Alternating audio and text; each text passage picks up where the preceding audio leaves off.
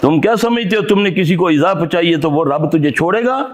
میرے دو لفظ نکلیں، میں اللہ کو کہتا ہوں اللہم اغفنی بما شئت، اللہم اغفنی بما شئت، اللہم اغفنی بما شئت، میں اس کے لیے یہ بد دعا کرتا ہوں۔ کیوں نہ کروں؟ مجھے اذیت ہوئی ہے نا، میں نے اس کو کچھ نہیں کہا۔ یہ بتاؤں یہ دعا کیا ہے؟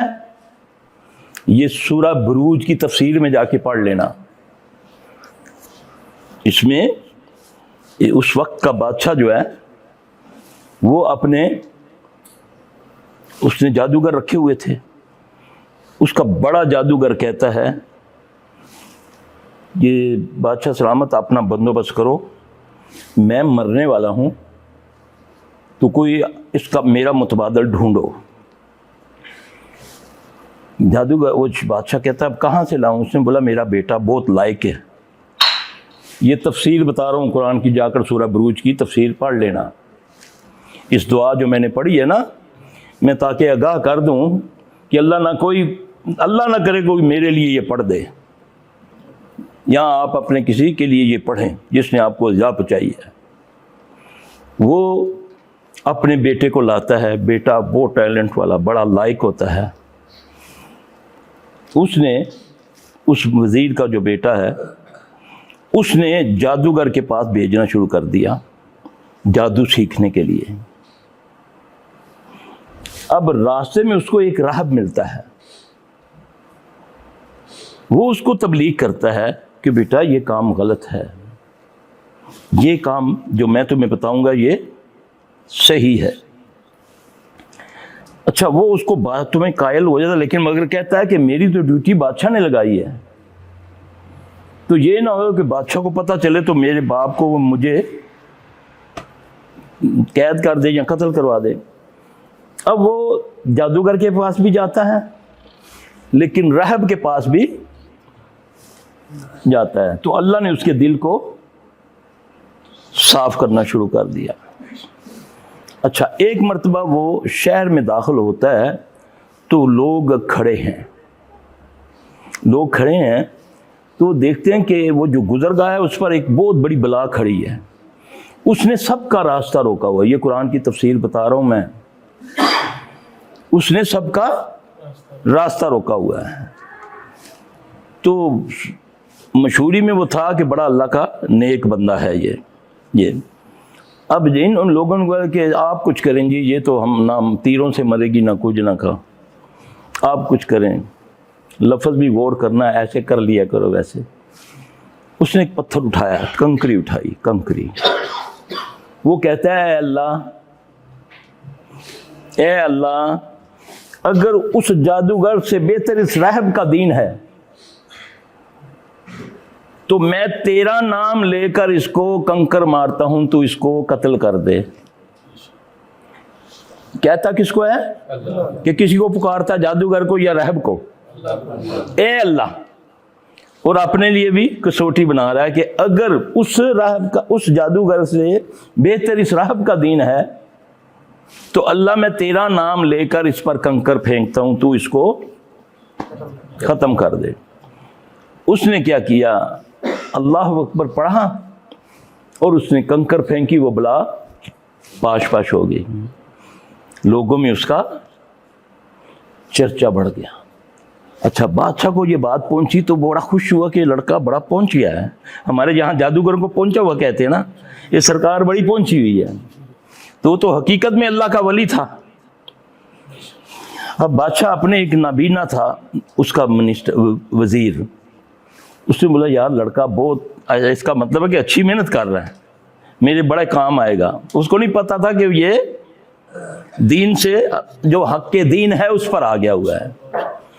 اچھا بادشاہ اس اپنے منسٹر کو بھیجتا ہے، کہتا ہے جاؤ، تو نابینا ہو، پیدائشی نابینا ہو، لیکن ٹیلنٹ اس کے اندر بہت تھا، وہ منسٹر کی جگہ تھا۔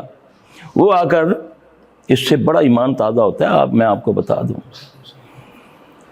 وہ بادشاہ اس کو بھیجتا ہے۔ اب وہ دیکھیں وہ لفظ کیا ہے، ہم تو کہتے ہیں نا کہ فلاں انج کیتا تو انج ہو گیا۔ وہ کیا کہتا ہے وہ لڑکا، میرے ذہن میں نام اس کا نکل گیا ہے، حدیث میں اس کا نام ہے۔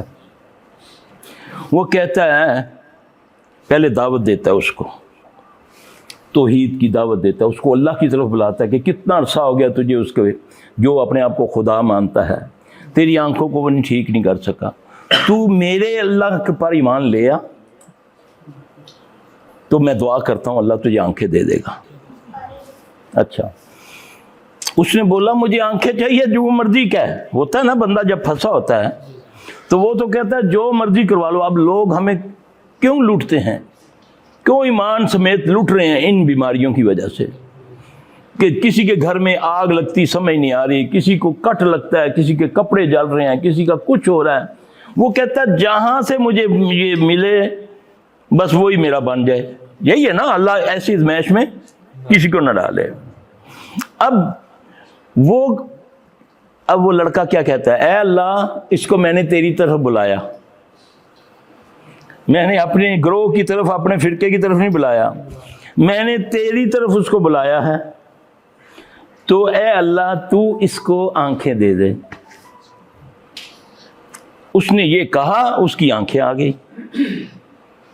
اس نے بولا لعنت اس بادشاہ دے، ساری زندگی اسی نوکر چاکری کی تھی تے انے دان نہ میں رہا، نہ بینے کا نہ بینا رہا، اس لڑکے کے رب پر ایک بار میں ایمان لے آیا ہوں تو اس نے مجھے آنکھیں دے دی ہیں۔ یہ ہے عقیدہ توحید۔ جب تک میرا عقیدہ یہ نہیں بنے گا میری دعا میں کوئی اثر نہیں ہوگا، یہ یاد رکھنا۔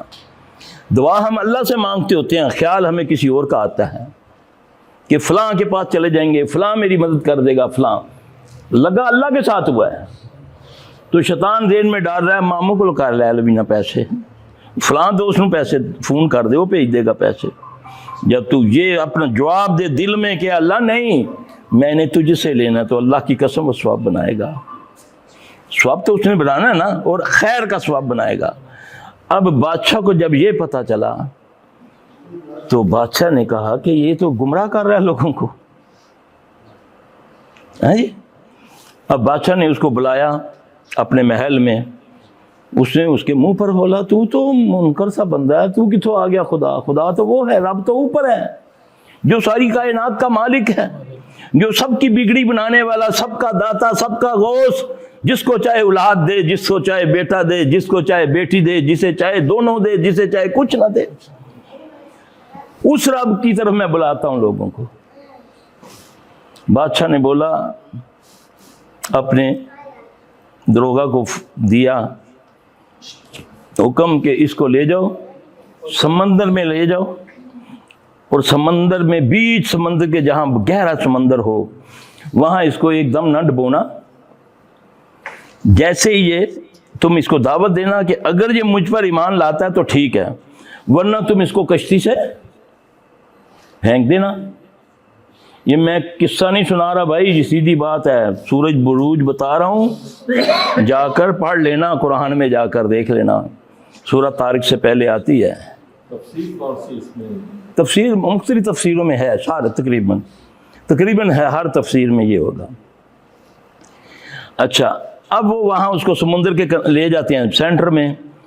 اب وہ جو فوجی افسر ہوتا ہے وہ کہتا ہے بولو بھائی تم ایمان لاتے ہو کہ نہیں ہمارے بادشاہ پر؟ اس نے کیا کہا؟